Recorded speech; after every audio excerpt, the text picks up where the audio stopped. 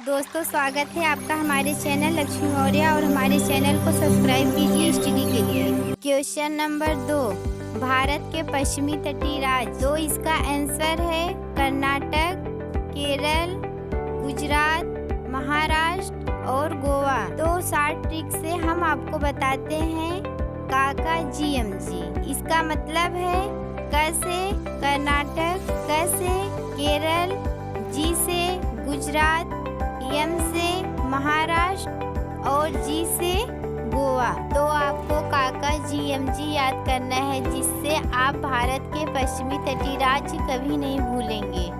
Question number 3, Pakistan की सीमा से लगने वाला राज्य। तो आंसर है कि पंजाब, गुजरात, राजस्थान, जम्मू और कश्मीर।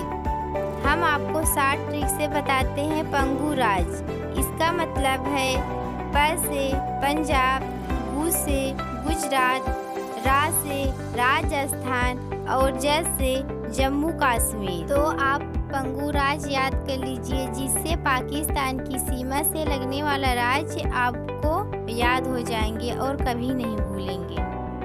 तो इस वीडियो को कर दो लाइक और ऐसे ही वीडियो देखने के लिए हमारे चैनल को कर दो सब्सक्राइब।